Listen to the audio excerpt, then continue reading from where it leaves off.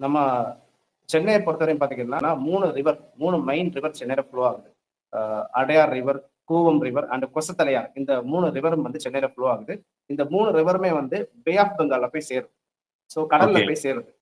இந்த ரிவருக்கு இடையில நிறைய வாட்டர் பாடிஸ் இருக்கு. நிறைய வாட்டர் பாடிஸ் சொல்லும்போது குளம், லேக், ஏரி, ஸோ இந்த மாதிரி நிறைய வாட்டர் பாடிஸ் இருக்கு.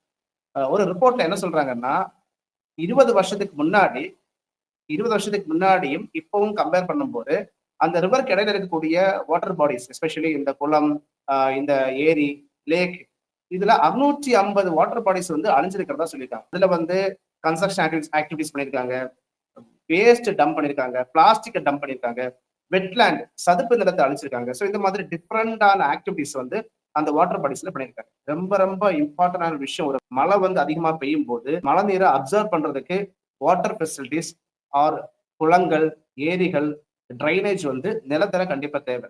அந்த வாட்டர் வந்து ஸ்டோரிங் ஃபெசிலிட்டிஸ். சீக்கிரமா அப்சர்வ் பண்றதுக்கு அண்ட் சீக்கிரமா அதே வாட்டர் வந்து கடலுக்குள்ளாடி கொண்டு போய் சேர்க்கறதுக்கு வாட்டர் பாத்வே கண்டிப்பா தேவை. அந்த ஃப்ளோ கண்டிப்பா தேவை. இங்க வந்து 2 விஷயமும் சென்னையில ப்ராப்ளமா இருக்கு. ஃபர்ஸ்ட் வந்து பார்த்தீங்கன்னா அந்த வாட்டர் அப்சார்பிங் கேப்பபிலிட்டி வந்து சென்னையில கம்மி. Mainly because of waste dumping and அதே மாதிரி கன்ஸ்ட்ரக்ஷன் ஆக்டிவிட்டிஸ்.